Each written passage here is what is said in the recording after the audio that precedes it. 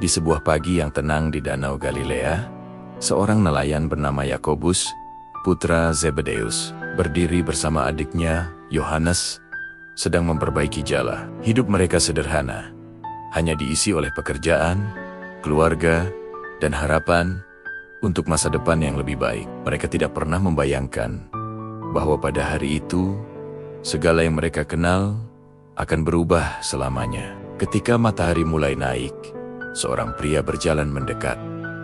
Tatapannya tenang, namun penuh wibawa. Dialah Yesus dari Nazaret. Dengan langkah mantap, Yesus berkata kepada mereka, "Ikutlah aku, dan kamu akan kujadikan penjala manusia." Kalimat itu menghentak hati Yakobus. Tanpa ragu, ia meninggalkan perahu, jala, bahkan ayah mereka, dan mengikuti Yesus. Dari detik itu, hidup Yakobus bukan lagi miliknya sendiri. Ia kini menjadi salah satu murid terdekat sang guru.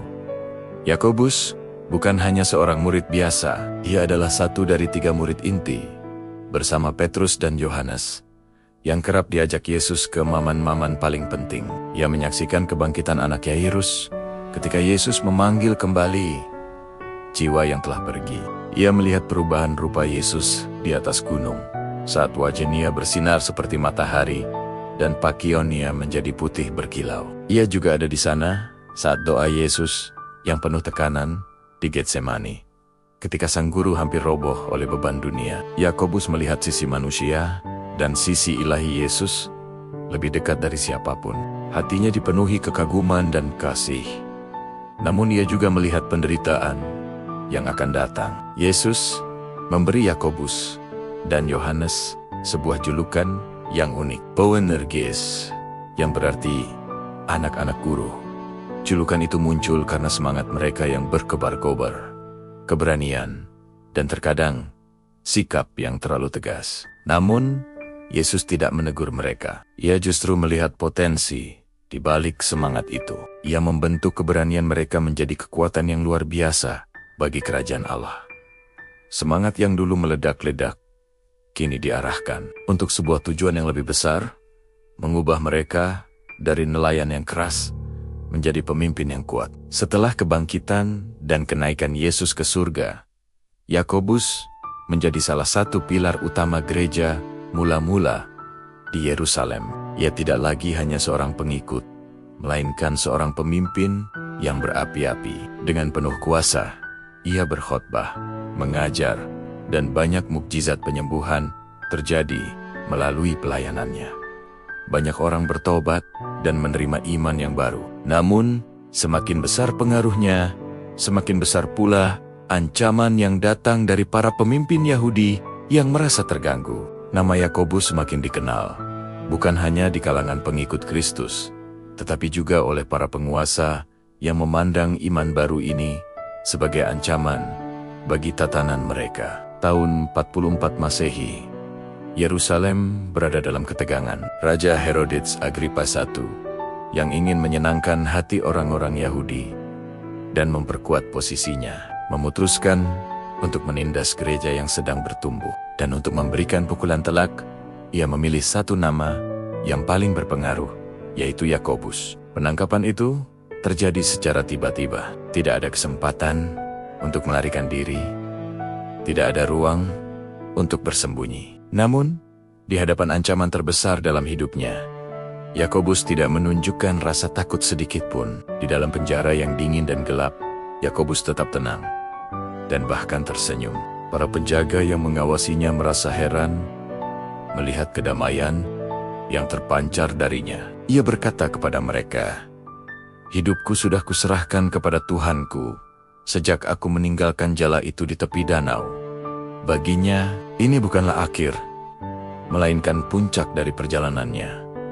Hari eksekusi pun tiba. Yakobus digiring keluar dengan tangan terikat. Banyak jemaat mengikuti dari kejauhan, dengan air mata mengalir di pipi mereka. Di antara kerumunan itu, seorang prajurit yang mengawalnya merasa sangat tersentuh melihat keberanian dan ketenangan Yakobus. Di tengah perjalanan, prajurit itu mendekat dan bertanya dengan suara lirih, apakah benar gurumu telah bangkit dari kematian? Yakobus menatapnya dengan penuh damai dan kasih. Benar, dan dia menunggumu juga. Kata-kata itu menusuk hati sang prajurit. Ia terdiam sejenak. Lalu di hadapan semua orang, ia berlutut. Dengan suara gemetar namun tegas, ia berseru, "Aku percaya kepada Isa Al-Masih." Raja Herodes murka melihat pemandangan itu. Dan terjadilah sesuatu yang sangat dramatis.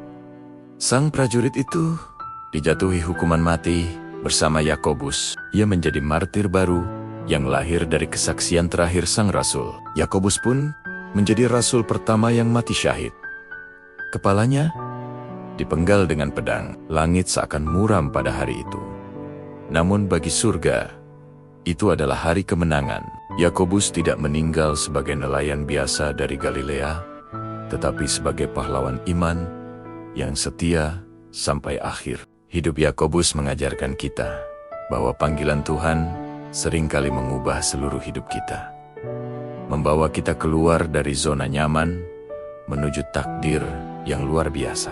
Dari seorang nelayan sederhana, ia menjadi saksi agung tentang kasih, keberanian, dan kesetiaan yang tak tergoyahkan.